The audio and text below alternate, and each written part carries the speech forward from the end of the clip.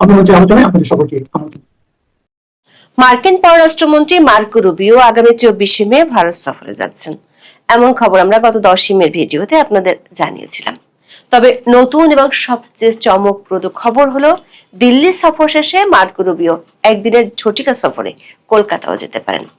যদি তিনি শেষ পর্যন্ত পশ্চিমবঙ্গ সফরে যান, তবে সেটি হবে হিলারি ক্লিন্টনের পর দীর্ঘ 14 বছর পর কোনো মার্কিন পররাষ্ট্রমন্ত্রীর প্রথম কলকাতা সফর।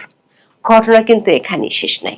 গত 12ই মে বেশ নাটকীয়ভাবে এবং প্রথা ভেঙে গুয়াহাটিতে আসামের মুখ্যমন্ত্রী হিসেবে হিমন্ত বিশ্ব শর্মার শপথ গ্রহণ অনুষ্ঠানে সশরীরে হাজির ছিলেন মার্কিন রাষ্ট্রদূত ও ডোনাল্ড ট্রাম্পের অত্যন্ত ঘনিষ্ঠ বন্ধু সার্জিও গোর। এ নিয়ে ভারতের কূটনৈতিক পাড়ায় এখন তুমুল শোরগোল আর চুল চেরা বিশ্লেষণ চলছে। প্রশ্ন হলো, মার্কিন প্রশাসনের কাছে ভারতের বাংলাদেশ সীমান্তবর্তী রাজ্যগুলো হঠাৎ এতটা গুরুত্বপূর্ণ হয়ে উঠল কেন? অথচ 2012 সালের সফরে তৎকালীন মার্কিন পররাষ্ট্রমন্ত্রী হিলারি ক্লিন্টন ঢাকা হয়ে কলকাতা গিয়েছিলেন। মমতা ব্যানার্জির সাথে তিস্তা চুক্তি নিয়ে মধ্যস্থতার চেষ্টাও করেছিলেন। তাহলে মার্কো রুবিও এত কাছে এসেও এবার ঢাকায় কেন পা রাখছেন না? তবে কি মার্কিনদের কাছে ঢাকার ভূ রাজনৈতিক গুরুত্ব কমে যাচ্ছে, নাকি 2026-এর নির্বাচনের পর গঠিত ঢাকার নতুন সরকারের কাছ থেকে ইতিমধ্যে বিলিয়ন ডলারের বাণিজ্যিক ও সামরিক সুবিধা নিশ্চিত করে ফেলেছে ট্রাম্প প্রশাসন, যার কারণে আলাদা করে ঢাকা আসার আর প্রয়োজন দেখছে না রুবিও? নাকি দক্ষিণ এশিয়ায় চীনের প্রভাব ঠেকাতে বাংলাদেশের চাইতেও ভারতের এই সীমান্ত রাজ্যগুলোকে এখন বেশি ট্রাস্ট করছে ট্রাম্পের পররাষ্ট্র দপ্তর? নাকি বাংলাদেশের সাথে আকসা ও জিসুমিয়া চুক্তি করতে পারলে বঙ্গোপসাগরে মার্কিন যুদ্ধজাহাজ পাঠানোর ক্ষেত্রে ভারতের সীমান্তবর্তী রাজ্যগুলোই এখন ট্রাম্পের পররাষ্ট্র দপ্তরের সবচেয়ে বড় কনসার্ন হয়ে গেছে? প্রশ্ন উঠছে, বঙ্গোপসাগরের নিয়ন্ত্রণ নিয়ে ওয়াশিংটনের আসল ছকটাই বাকি। দীর্ঘ 14 বছর পর মার্কিন কূটনীতির এই আকস্মিক ইউটার্ন এবং সীমান্ত রাজ্যগুলোর দিকে ট্রাম্প প্রশাসনের এই বিশেষ নজরদারির পেছনের আসল রহস্য কি? বিস্তারিত জানতে চলুন যাওয়া যাক বিশ্লেষণে।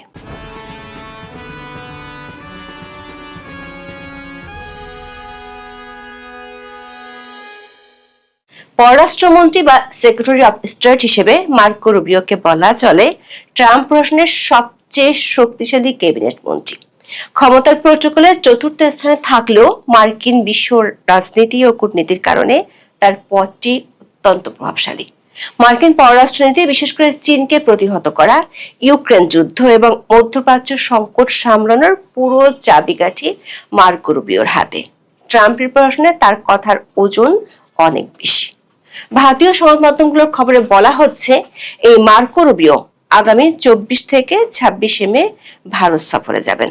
দিল্লিতে তিনি একাধিক বৈঠকে যোগ দিবেন। তার মধ্যে ভারতের সঙ্গে দ্বিপাক্ষিক বৈঠক তো থাকছে, আমেরিকা, জাপান, অস্ট্রেলিয়া, ভারতকে নিয়ে গঠিত কোয়াডের পররাষ্ট্রমন্ত্রীদের সম্মেলনও থাকছে। ইরান যুদ্ধের আবহে ইন্দো প্যাসিফিক অঞ্চলের আঞ্চলিক নিরাপত্তার জন্য এই সম্মেলনকে সবচেয়ে গুরুত্বপূর্ণ বলে ভাবা হচ্ছে।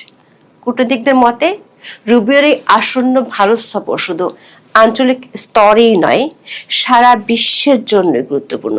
দৈনিক আনন্দবাজার সহ একাধিক ভারতীয় সংবাদ মাধ্যমের খবরে বলা হয়েছে, এত গুরুত্বপূর্ণ একটি সফরের ফাঁকেও রুবিও একবার কলকাতা ছুঁয়ে যাবেন বলে মার্কিন সূত্র দাবি করছে। দৈনিক আনন্দবাজার পত্রিকা মার্কো রুবিওর এই সফরকে প্রতীকী অর্থে রামের বনবাস থেকে ফেরার সাথে তুলনা করেছেন। দৈনিকটির খবরে বলা হয়েছে, মাত্র কয়েকদিন আগেই পশ্চিমবঙ্গে শুভেন্দু অধিকারীর নেতৃত্বে রামপন্থী সরকার গঠিত হয়েছে। আর এরই মধ্যে জাতীয় বা আন্তর্জাতিক স্তরে এই রাজ্যের গুরুত্বের প্রশ্নে রামচন্দ্রের বনবাসের মেয়াদ সংক্রান্ত হিসাব প্রাসঙ্গিক হয়ে উঠছে। 14 বছর বনবাসে ছিলেন রাম, তারপরে অযোধ্যায় ফিরেছিলেন। পশ্চিমবঙ্গের ঠিক 14 বছর পরে কোনো গুরুত্বপূর্ণ আন্তর্জাতিক অতিথির আগমনের সম্ভাবনা তৈরি হয়েছে। শেষবার কোনো মার্কিন পররাষ্ট্রমন্ত্রী কলকাতা সফরে গিয়েছিলেন 2012 সালের মে মাসে। মমতা বন্দ্যোপাধ্যায়ের মুখ্যমন্ত্রীত্বের বয়স তখন ছিল বছর 3। তখনকার মার্কিন পররাষ্ট্রমন্ত্রী হিলারি ক্লিন্টন কলকাতায় গিয়ে মমতার সঙ্গে প্রায় 1 ঘন্টা বৈঠক করেছিলেন। আনুষ্ঠানিকভাবে জানানো হয়েছিল ভারত বাংলাদেশের মধ্যে ঝুলে থাকা তিস্তা চুক্তি এবং প্রত্যক্ষ বিদেশি বিনিয়োগ সহ একাধিক বিষয় নিয়ে আলোচনা হয়েছিল। হিলারির সেই কলকাতা সফরের পর থেকে আর কোনো শীর্ষ মার্কিন কর্তাকে পশ্চিমবঙ্গ সফরে যেতে দেখা যায়নি। গত 14 বছরে বিশেষ করে নরেন্দ্র মোদী প্রধানমন্ত্রী হওয়ার পর থেকে প্রথম ও তৃতীয় বিশ্বের প্রায় সব রাষ্ট্রের শীর্ষ নেতাদেরই বারবার ভারত সফরে আসতে দেখা গিয়েছে, কাউকে একবার, কাউকে একাধিকবার। এই সময়ের মধ্যে ভারতে কখনো G20 শীর্ষ সম্মেলন হয়েছে, কখনো ব্রিক্স শীর্ষ বৈঠক হয়েছে, কোনো কর্মসূচি দিল্লিতে হয়েছে, কোনোটি আহমেদাবাদে, কোনোটি মুম্বাইয়ে, এমনকি কোনোটি তামিলনাড়ুর মহাবলীপুরমেও হয়েছে। কিন্তু কলকাতা বা পশ্চিমবঙ্গ বাদ থেকে গিয়েছে। তাও ভারতীয় গণমাধ্যমের কাছে বিষয় হলো মার্কো রুবিও কেন হঠাৎ করে কলকাতায় যাচ্ছেন। দর্শক, 2012 সালে তৎকালীন মার্কিন পররাষ্ট্রমন্ত্রী হিলারি ক্লিন্টন যখন কলকাতায় পা রেখেছিলেন, তখন তিনি বাংলাদেশের রাজধানী ঢাকা হয়ে কলকাতায় গিয়েছিলেন। 2012 সালের 4 মে তিনি বাংলাদেশে এসেছিলেন এবং 6 মে বাংলাদেশ সফর শেষে কলকাতা যান। সে সময় প্রকাশিত বিবিসি বাংলার খবর থেকে জানা যাচ্ছে, ওই সফরে ঢাকায় এসে প্রেস কনফারেন্সে প্রকাশ্যে মার্কিন পররাষ্ট্রমন্ত্রী হিলারি ক্লিন্টন গ্রামীণ ব্যাংকের পক্ষে ওকালতিও করে গিয়েছিলেন। তিনি বলেছিলেন, বাংলাদেশে গ্রামীণ ব্যাংকের ভবিষ্যৎ কর্মকাণ্ড যাতে সুষ্ঠু ও নিরপেক্ষভাবে পরিচালিত হতে পারে সেটা নিশ্চিত করা জরুরি। যার অর্থ হলো হিলারি সেবারের ঢাকা সফরের মূল লক্ষ্য হয়েছিল ডক্টর ইউনূসকে সাহায্য করা, আর তার কলকাতা সফরের মূল কেন্দ্রবিন্দু দিয়েছিল বাংলাদেশ। কিন্তু দীর্ঘ 14 বছর পর 2026 সালের মে মাসে এসে ট্রাম্পের পররাষ্ট্রমন্ত্রী মার্কো রুবিও যখন আবার কলকাতায় আসার ছক কষছেন, তখন সমীকরণটি সম্পূর্ণ উল্টে গেছে। রুবিও এত কাছে এসেও এবার ঢাকায় পা রাখছেন না। তাহলে কি মার্কিনীদের কাছে ঢাকার ভূ রাজনৈতিক গুরুত্ব একেবারেই কমে গেছে? আসল সত্য হলো, ট্রাম্প প্রশাসনের কাছে ট্রানজিশনাল ডিপ্লোমেসি বা ব্যবসায়িক কূটনীতির কারণে ঢাকার সাথে আমেরিকার লেনদেন অলরেডি প্রায় শেষ হয়ে গেছে। 2026 ফেব্রুয়ারিতে বাংলাদেশে সাধারণ নির্বাচনের পর তারেক রহমানের নেতৃত্বে যখন নতুন সরকার গঠিত হলো, ওয়াশিংটন কালক্ষেপণ না করেই ঢাকার কাছ থেকে তাদের সব কৌশলগত ও বাণিজ্যিক সুবিধা আদায় করে নিয়েছে। গত কয়েক মাসে মার্কিন যুক্তরাষ্ট্রের সাথে বাংলাদেশের অত্যন্ত গুরুত্বপূর্ণ বাণিজ্য ও কৌশলগত চুক্তি ART স্বাক্ষরিত হয়েছে এবং আমেরিকার দীর্ঘদিনের সামরিক আবদার আকসা বা লজিস্টিক সাপোর্ট চুক্তির একেবারে দ্বারপ্রান্তে দাঁড়িয়ে আছে ঢাকা। ফলে কট্টর চীন বিরোধী মার্কো রুবিও এই মুহূর্তে ঢাকাকে আলাদা করে তুষ্ট করার কোনো ডিপ্লোম্যাটিক প্রয়োজন দেখছেন না, বরং তার পুরো মনোযোগ এখন ভারতের এই সীমান্ত রাজ্যগুলোর দিকে। তাহলে আসামে কি এমন ঘটলো যে ট্রাম্পের পরম বন্ধু এবং মার্কিন রাষ্ট্রদূত সার্জিও গোরকে প্রথা ভেঙে গুয়াহাটিতে ছুটে যেতে হলো? এর পিছনে রয়েছে বৈশ্বিক রাজনীতির অন্যতম মাস্টার স্ট্রোক, যাকে বলা হচ্ছে সিলিকন ডিপ্লোম্যাসি। আসামের জাগিরোডে টাটা গ্রুপের নেতৃত্বে ভারতের অন্যতম বৃহৎ সেমিকন্ডাক্টর বা চিপ অ্যাসেম্বলি প্ল্যান্ট তৈরি হচ্ছে। বর্তমান প্রযুক্তির বিশ্বে এই সেমিকন্ডাক্টর চিপ হলো নতুন খনিজ তেল, আর এই খাতে আমেরিকার রয়েছে $1 বিলিয়ন বাণিজ্যিক ও প্রযুক্তিগত বিনিয়োগের প্রস্তাব। কিন্তু এর একটা ভূ রাজনৈতিক দিকও আছে। আসামের ভৌগোলিক অবস্থান অত্যন্ত সংবেদনশীল। এর এক পাশে চীন সীমান্ত, অন্য পাশে বাংলাদেশ ও মিয়ানমার। হিমন্ত বিশ্ব শর্মা শুধু আসামের মুখ্যমন্ত্রী নন, তিনি উত্তর পূর্ব ভারতের বিজেপির প্রধান চাবিকাঠি। ট্রাম্প প্রশাসন খুব ভালো করেই জানে চীনের দোরগোড়ায় দাঁড়িয়ে এই সেমিকন্ডাক্টর হাবে নিরাপত্তা নিশ্চিত করতে এবং উত্তর পূর্ব ভারতের করিডোরগুলোতে মার্কিন নজরদারি বাড়াতে হিমন্ত বিশ্ব শর্মার মতো একজন শক্তিশালী আঞ্চলিক নেতার সাথে সরাসরি সংযোগ রাখা কতটা জরুরি। তাহলে প্রশ্ন উঠতে পারে, রুবিও কেন এখন কলকাতায় আসছেন?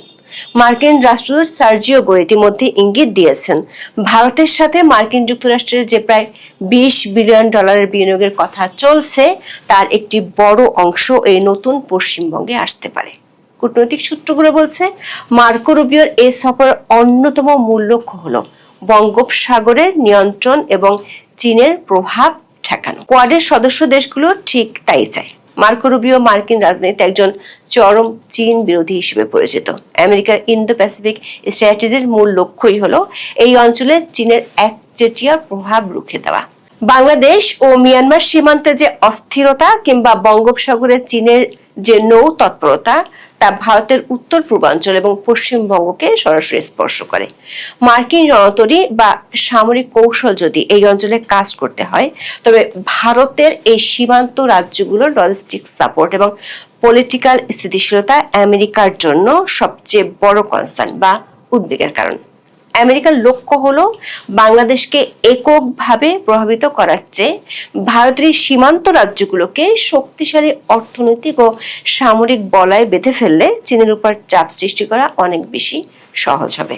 কারণ ডক্টর ইউনূসের অন্তর্বর্তীকালীন সরকার আমল থেকে শুরু হওয়া দর কষাকষির পর বর্তমান সরকারের আমলে মার্কিন প্রশাসন এরই মধ্যে বঙ্গোপসাগরে যুদ্ধজাহাজ পাঠানোর বিষয়ে প্রায় চূড়ান্ত পর্যায়ে পৌঁছে গেছে। বাংলাদেশ ও আমেরিকার মধ্যে আকসা চুক্তিটি সই হওয়ার পথেই রয়েছে। এটি সই হলে মার্কিন নৌবাহিনীর যুদ্ধজাহাজ এবং যুদ্ধ বিমানগুলো সরাসরি বাংলাদেশের চট্টগ্রাম এবং মাতারবাড়ির মতো স্ট্র্যাটেজিক সমুদ্র বন্দর ও বিমান বন্দরগুলো ব্যবহার করার আইনি অধিকার পেয়ে যাবে। রক্ষণাবেক্ষণ, রিফুয়েলিং এবং লজিস্টিক সাপোর্টের নাম করে মার্কিন যুদ্ধ জাহাজগুলো তখন নিয়মিত অবস্থান করবে বঙ্গোপসাগরে। শুধু তাই নয়, এর পাশাপাশি জেসমিয়া চুক্তিটি স্বাক্ষরিত হলে এই চুক্তির মাধ্যমে ওয়াশিংটন ও ঢাকা সরাসরি ক্লাসিফাইড সামরিক গোয়েন্দা তথ্য আদান প্রদান করতে পারবে, যার ফলে পুরো বঙ্গোপসাগর এবং ভারত মহাসাগরের প্রধান সামুদ্রিক রুটগুলোর উপর মার্কিন সার্ভেলেন্স বা নজরদারি ব্যবস্থা বহুগুণ বেড়ে যাবে। আন্তর্জাতিক গণমাধ্যমগুলোর খবরে বলা হচ্ছে, তারেক রহমান প্রধানমন্ত্রী হবার পর ট্রাম্প যে চিঠি দিয়েছিলেন সেখানেও এই সামরিক চুক্তির কথা বলা ছিল। যদিও আকসা এবং জেসমিয়া চুক্তি দুটি করার জন্য প্রস্তাব দেওয়া হয়েছিল শেখ হাসিনার আমলে, কিন্তু বেশ কয়েক দফা আলোচনার পর শেষ পর্যন্ত আওয়ামী লীগ সরকার সেটি না করে দিয়েছিল। উল্টো শেখ হাসিনা বারবার অভিযোগ করেছিলেন আমেরিকা বঙ্গোপসাগরের সেন্ট মার্টিন দ্বীপে একটি সামরিক ঘাঁটি তৈরি করতে চায় এবং তিনি তাতে রাজি না হওয়াতেই নাকি তাকে ক্ষমতা থেকে ছাড়তে হয়েছে। কূটনৈতিক সূত্রগুলো বলছে, মার্কিন যুক্তরাষ্ট্র ঢাকার সাথে সম্পর্ককে অলরেডি একটি সুনির্দিষ্ট চুক্তির ফ্রেমে বেঁধে ফেলেছে, কিন্তু চীনকে ঠেকাতে এই অঞ্চলে যুক্তরাষ্ট্র যা করতে চায় সেটি শতভাগ সফল করতে হলে ভারতের বাংলাদেশ সীমান্তবর্তী রাজ্যগুলোকে তাদের ভীষণ দরকার। আর এই সব রাজ্যেই এখন ক্ষমতায় রয়েছে নরেন্দ্র মোদীর বিজেপি। ট্রাম্পের বর্তমান পররাষ্ট্র দপ্তর এখন মনোযোগ দিচ্ছে ভারতের এই সীমান্ত রাজ্যগুলোর দিকে, যেখানে একদিকে রয়েছে বিলিয়ন ডলারের সেমিকন্ডাক্টর বাণিজ্য আর অন্যদিকে রয়েছে চীনকে চারদিক থেকে ঘিরে ফেলার ভূ রাজনৈতিক ছক। ফলে মার্কো রুবিওর এই সম্ভাব্য কলকাতা সফর এবং আসামে মার্কিন দূতের উপস্থিতি দক্ষিণ এশিয়ার রাজনীতিতে আমেরিকার এক নতুন অধ্যায়ের ইঙ্গিত দিচ্ছে। এই নতুন মেরুকরণে বাংলাদেশ এবং ভারতের এই সীমান্ত রাজ্যগুলোর ভবিষ্যৎ সমীকরণ কোন দিকে মোড় নেয় সেটাই এখন দেখার বিষয়।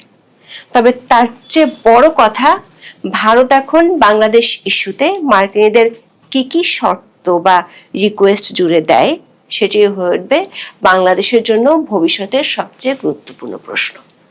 এখন এ পর্যন্ত। সবাই ভালো থাকুন, সুস্থ থাকুন, নিরাপদে থাকুন। দেখা হবে আগামী পর্বে। আসসালামু আলাইকুম রহমতুল্লাহি ওয়া বারাকাতুহু।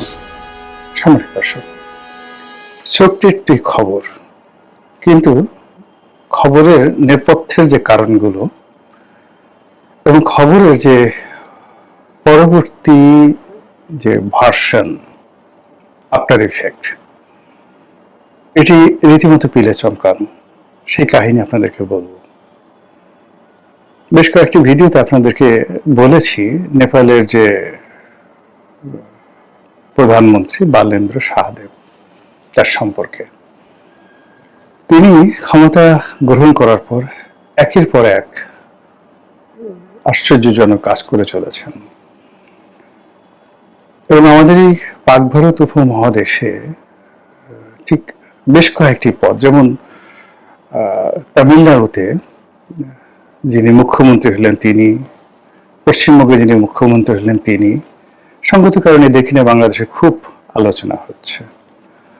আর বালেন্দ্র শাহদেব যিনি নেপালের প্রধানমন্ত্রী হলেন তাকে নিয়ে আলোচনা হচ্ছে। তো ভারতের অন্যান্য যে সকল প্রদেশ, যেমন পশ্চিমবঙ্গ বা তামিলনাড়ু, খুবই গুরুত্বপূর্ণ, আসামও গুরুত্বপূর্ণ, কিন্তু যেহেতু সেটা একটা প্রদেশ, সেখানকার মুখ্যমন্ত্রী ইন্টারনালি পাওয়ারফুল হতে পারেন, কিন্তু আন্তর্জাতিকভাবে এক্সটার্নালি বা ইন্টারন্যাশনালি ওরকম ভাবে গুরুত্বপূর্ণ নয়, কিন্তু নেপাল ছোট দেশ হওয়া সত্ত্বেও সেখানকার প্রধানমন্ত্রী বালেন্দ্র সাহাদেব তার যে কর্মকাণ্ড, এটি দেশের মধ্যে যেভাবে গুরুত্বপূর্ণ, আমাদের জন্য অনুকরণীয়, আবার সারা দুনিয়ার জন্য অনুকরণীয়।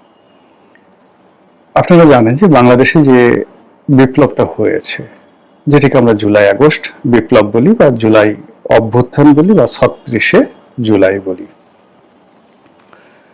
আমাদের তরুণরা যেটাকে জেএনজি বলা হয়, এই বিপ্লবের ধারক বাহক।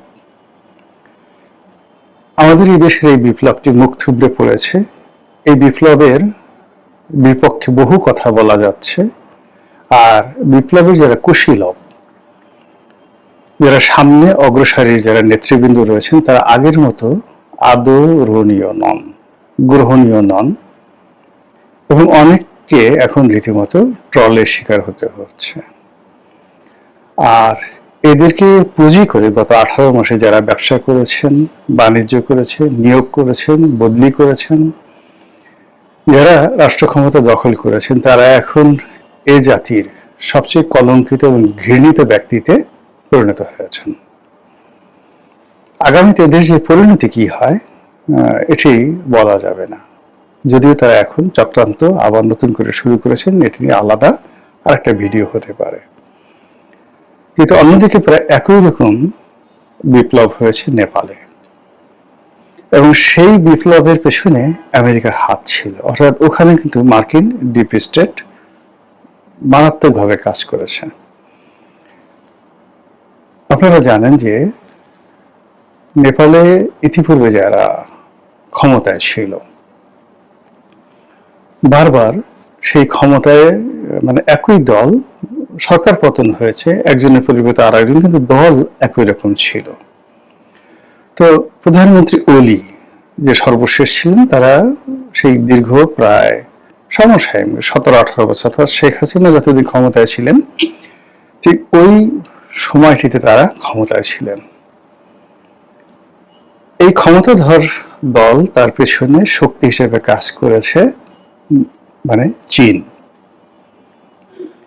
তো সেই চীনের কর্তৃত্ব থেকে নেপালকে বাঁচানোর জন্য সেখানে ভারতীয় কর্তৃপক্ষ এবং আমেরিকা যৌথভাবে সেখানে অপারেশন চালিয়েছে, এবং সেই অপারেশন মানে সরকার যে বিদ্রোহী আন্দোলন, সেই আন্দোলনের সঙ্গে সেই অপারেশন, তাদের ডিপ স্টেট পলিসি, সেখানে সরকারের পতন ঘটিয়ে ফেলেছে। এখানে ঠিক বাংলাদেশে যা কিছু ঘটেছে, অর্থাৎ পাকিস্তান ইমরান খানের পতন, শ্রীলঙ্কাতে রাজা পাকসেদের পতন, এবং নেপালে এই অলির গভর্নমেন্টের পতন, আর বাংলাদেশ একই সূত্রে গাথা। তো এখানে যেটা হলো, মার্কিন ডিপ স্টেটের ফলে ইমরান খানের যে পরিণতি হয়েছে বা পাকিস্তানের যে রূপান্তর ঘটেছে, সেটা ওদের একটা স্ট্রং মিলিটারি এবং সিভিল সার্ভিস থাকার কারণে ওটা মানে বাংলাদেশের মতো ঘটনা পাকিস্তানে ঘটেনি। পাকিস্তান মোটামুটি এই ডিপ স্টেটের ইমরান খানের পতনের পর একটা যুদ্ধ করেছে ভারতের সাথে, কন্টিনিউয়াসলি তারা যুদ্ধ চালিয়ে যাচ্ছে আফগানিস্তানের সঙ্গে, আবার এর মধ্যে ইরানের সঙ্গে কিন্তু কয়েক দফা তাদের এয়ার স্ট্রাইক হয়েছে। তারপরে তাদের অর্থনৈতিক সংকট, তেলের সংকট, হাজারো সংকটের মধ্যেও তারা এখন বিশ্বের দরবারে শুধুমাত্র মিলিটারি পাওয়ারের কারণে মাথা উঁচু করে দাঁড়িয়ে আছে। তাদের অসীম মনির যিনি আছেন, তিনি এখন ইন্টারন্যাশনাল পার্সোনালিটি, প্রধানমন্ত্রী শাহবাজ শরীফ, বিরোধী দলীয় নেতা, এবং যাকে বলা হয় সেনাপ্রধান, এই তিনজনকে নাকে দড়ি দিয়ে আমেরিকা ঘোরাচ্ছে। আর তারাও পাপেট ট্রুপে কখনো ইরানে, কখনো সৌদি আরবে, কখনো আমেরিকাতে তারা ঘোরাফেরা করছে, কিন্তু তাদের নিজেদের দেশের ভিতরের মোটামুটি তারা কিন্তু তাদের একটা কর্তৃত্ব বজায় রেখেছে। অন্যদিকে শ্রীলঙ্কা, তারা কিন্তু নিজেদের মতো করে ঘুরে দাঁড়িয়েছে শ্রীলঙ্কা এবং মালদ্বীপ। শ্রীলঙ্কা এবং মালদ্বীপেও কিন্তু একইভাবে সরকারের পতন হয়েছে, আগের সরকার এবং নতুন সরকার আসছে চীনপন্থী সরকার।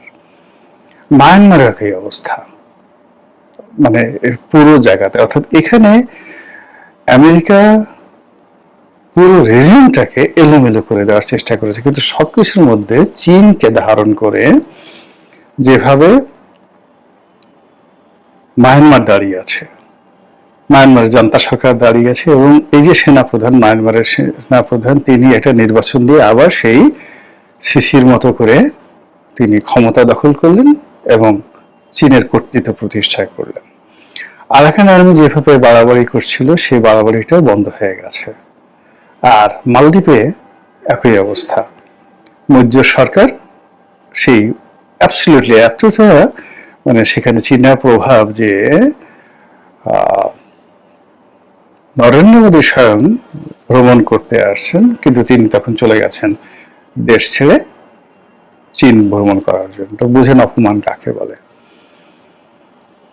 তো সেই দিক থেকে মার্কিন ডিপ স্টেট এবং ভারতের যে পলিসি, সেই পলিসির কারণে নেপালে এত বড় একটা বিপ্লব হলো, এবং সেই বিপ্লবের প্রেক্ষিতে জেএনজির প্রতিনিধি রূপে বালেন্দ্র সাদেব ক্ষমতা আসলেন। ক্ষমতা এসে তিনি চীনকে ছেড়ে বা তার দেশের স্বার্থকে ছেড়ে বা দেশের যে প্রচলিত রাজনীতি রয়েছে সেই রাজনীতির যে ধারাবাহিকতা, কন্টিনিউশন, সেটা বাদ দিয়ে ভারতের দালালি করেননি। তিনি আমেরিকার সঙ্গে কোনো চুক্তি করেননি, বরং একটার পর একটা যে সিদ্ধান্ত নিচ্ছেন তাতে করে ভারত মনে করছে, আমেরিকা মনে করছে যে আগে যে ওলি সরকার ছিল সেটাই ভালো ছিল। এবং আগের সরকার ভারতে বেশ কয়েকবার তাদের ভারতের সীমান্তে তারা গুলাগুলি করেছে, ভারতকে যুদ্ধের হুমকি দিয়েছে, ভারতের সাথে যুদ্ধ করবে, এবং ভারতের বেশ কিছু এলাকা তারা দখল করে নিয়ে সে প্রথমে আবার 15 দিন পরে সেটা ছেড়ে দিয়েছে, ভারতের সীমানার মধ্যে ঢুকে পড়েছিল। তো ভারত সেই দুঃসহ স্মৃতি থেকে বাঁচার জন্য মনে করেছে যে ইয়াংদেরকে যদি আমরা আনি, তাদেরকে দালাল বানানো যাবে, তাদেরকে টাউট বানানো যাবে, তাদেরকে বাটপার বানানো যাবে, তাদেরকে নারী লোভী বানানো যাবে, তাদেরকে যেভাবে ইচ্ছা সেভাবে ব্যবহার করা যাবে। আর আমেরিকা তো এখানে মানে তাদের যে দক্ষিণ পূর্ব এশিয়াতে ভারতের সঙ্গে তাদের অনেক বাণিজ্যিক সমস্যা আছে, রাশিয়াকে নিয়ে, ইউক্রেনকে নিয়ে, ইরানকে নিয়ে তাদের অনেক সমস্যা আছে, এটা আলাদা পার্ট। কিন্তু দক্ষিণ পূর্ব এশিয়াতে তারা যে ডিপ স্টেট পলিসি বাস্তবায়ন করতে চায়, সেখানে তাদের রাইট হ্যান্ড হলো ভারত। তাদের যে ইন্দো প্যাসিফিক যে চুক্তি রয়েছে সেটার যে বাস্তবায়ন সেটা তারা ভারতের মাধ্যমে করতে চায়, সরাসরি নিজেরা এখানে আসতে চায় না। তো সেক্ষেত্রে নেপালে তাদের যে স্বার্থ ছিল সেই স্বার্থ তারা এখন আদায় করার জন্য, বাংলাদেশের মতো একটা গোলামির চুক্তি সেখানে করার জন্য, জেএনজিকে ভয় দেখার জন্য, তাদের দেশে ক্রাইসিস তৈরি করার জন্য প্রাণান্ত চেষ্টা ভারত এবং যাকে বলা হয় আমেরিকা করে গেছে বা করে চলেছে। কিন্তু আজকের দিন পর্যন্ত সেখানকার অভ্যন্তরীণ রাজনীতিতে, অর্থনীতিতে একটা ডট বসাতে পারেনি। বাংলাদেশে এই যে তেল নিয়ে একটা সমস্যা হলো, এটা তো বাংলাদেশে একেবারে স্পষ্ট ডিপ স্টেটের একটা চালাকি, মূলত বর্তমান সরকারকে ভয় দেখানোর জন্য, তাদেরকে এই চুক্তি বাস্তবায়নের জন্য। এই তেলের যখন ক্রাইসিস হচ্ছে, সেই ক্রাইসিসের মধ্যে কিন্তু তারা এই বিমান কেনার চুক্তি করিয়ে নিয়েছে। আবার নির্বাচনের টোপ দিয়ে 12 তারিখে নির্বাচন হবে ফেব্রুয়ারি মাসের, 9 তারিখে তারা ইউনুসকে বলছে যে এটা করো, তারপরে বিএনপিকে বলেছে তোমরা ক্ষমতা দিতে আসতে চাও, এটা করো, সম্মতি দাও, জামাতকে বলেছে তোমরা ক্ষমতা আসবে, তোমরাও সম্মতি দাও।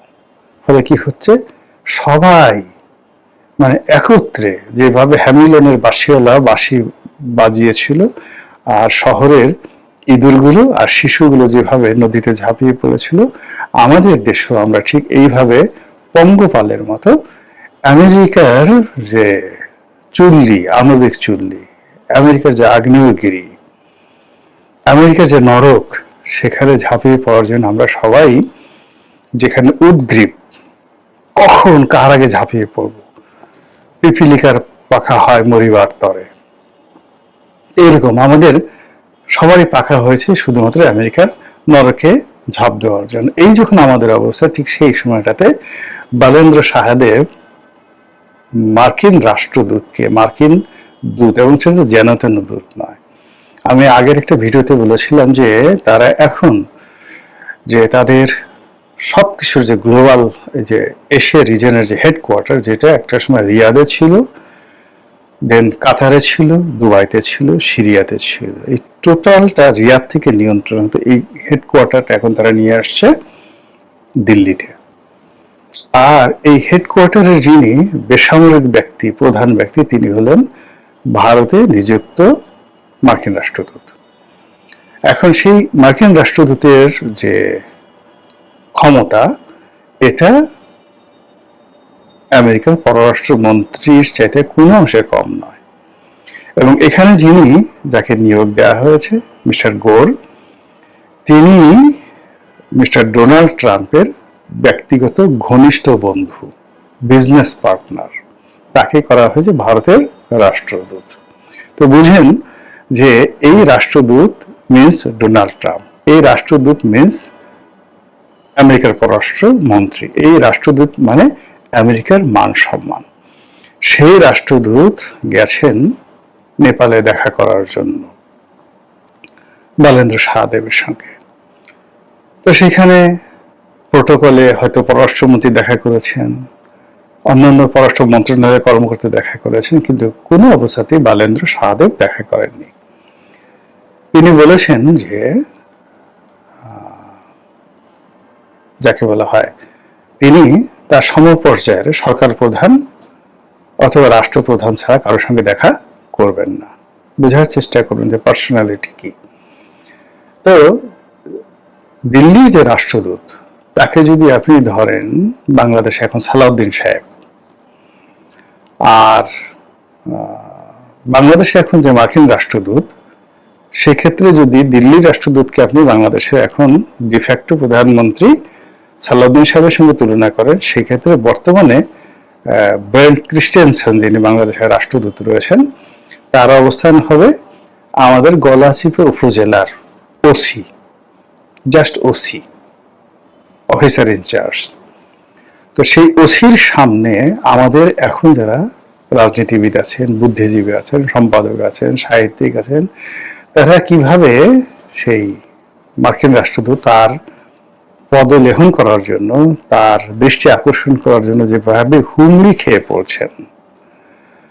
তো সেখানে ডোনাল্ড ট্রাম্পের ঘনিষ্ঠ বন্ধু, মার্কিন স্পেশাল এনভয়, এই যে এশিয়া রিজনে যিনি মার্কিন সমস্ত স্বার্থের প্রতিভূ, সেই লোককে নেপাল থেকে অপমান করে বিদায় করে দেওয়া হলো, তাকে রিফিউজ করে দেওয়া হলো। এটা যেন অনেকটা শেখ হাসিনা যেভাবে মার্কিন পররাষ্ট্রমন্ত্রী হিলারি ক্লিন্টনের ফোন ধরেননি, যেভাবে আল গোরের মতো মানুষ, আলগোন না, সে ভদ্রলোকের নাম আসতেছে না, বাংলাদেশে যিনি এসছেন, জিম কি যেন, ক্যারি না কে যেন ভদ্রলোকের নাম, যিনি রাষ্ট্রপতি দাঁড়াইছিলেন, ভাইস প্রেসিডেন্ট ছিলেন এবং পরবর্তীতে রাষ্ট্রদূত মানে পররাষ্ট্রমন্ত্রী হয়েছিলেন, তিনি শেখ হাসিনার সঙ্গে দেখা করতে এসেছিলেন। ওই ভদ্রলোক লম্বা মানুষ, পিছনে শেখ হাসিনার পিছনে মাথা নুয়ে সে হাত কসলা ছিলেন। ওর সেই তো খারাপ অবস্থায় মানে এই মার্কিন রাষ্ট্রদূতকে ফেলে দিয়েছে বালেন্দ্র সাহাদেব। ফলে এই যে বালেন্দ্রর যে মেরুদণ্ড, তার যে সাহস, তার যে শক্তি, এটার প্রশংসা না করে পারা যাচ্ছে না। এবং যেভাবে তিনি দেশের পরিবেশ এবং পরিস্থিতি সামাল দিচ্ছেন, রাজনীতি সামাল দিচ্ছেন এবং বাইরের কারো কথা শুনছেন না, তিনি যাদের বিরুদ্ধে বিপ্লব করছেন তাদের কেউ একটা লোক বলতে পারবে না যে মব করা হয়েছে। যেমন বাংলাদেশের আওয়ামী লীগের লোক এখন কি বলবে। তো সেই ক্ষেত্রে যে সাবেক প্রধানমন্ত্রী, নেপালের সাবেক প্রধানমন্ত্রী, তিনি একটা মামলায় গ্রেপ্তার হয়েছেন, সঙ্গে সঙ্গে জামিন হয়ে গেছে। জামিন হওয়ার পর রাষ্ট্র তাকে প্রোটেকশন দিচ্ছে এবং সেই নির্বাচনে সে অংশগ্রহণ করেছে। তো এই যে একটা সহমর্মিতা, এই যে দেশকে গঠন করার যে উদারতা, নতুন প্রজন্মের একজন নেতা হিসেবে বালেন্দ্র যে যাকে বলা হয় দৃঢ়তা দেখাচ্ছেন, তার সঙ্গে যদি আমরা বাংলাদেশের তুলনা করি, আমাদের সঙ্গে আমেরিকার যে চুক্তি, সেই চুক্তি নিয়ে সরকারি দল বিরোধী দলের তুলো তুলো কথাবার্তা শুনি, এবং ক্ষমতায় যাওয়ার জন্য আমাদের বিভিন্ন লোক যেভাবে আমরা জিহ্বা বের করে আছি, সেই জিহ্বার মাথায় লবণ পড়লো নাকি বিষ পড়লো নাকি কোনো আরো বাজে জিনিস পড়লো, সেটি নিয়ে আমরা যখন কোনো রুচি অভিরুচি চিন্তা ভাবনা করছি না, ক্ষমতায় যেতে হবে, ক্ষমতায় থাকতে হবে, সেই ক্ষেত্রে বালেন্দ্রের এই বিষয়টি প্রশংসা না করে থাকা যায় না। মহান আল্লাহ আমাদের সবাইকে হেদায়েত দান করুন, হিকমত দান করুন। আসসালামু আলাইকুম ওয়া রাহমাতুল্লাহি ওয়া বারাকাতুহু।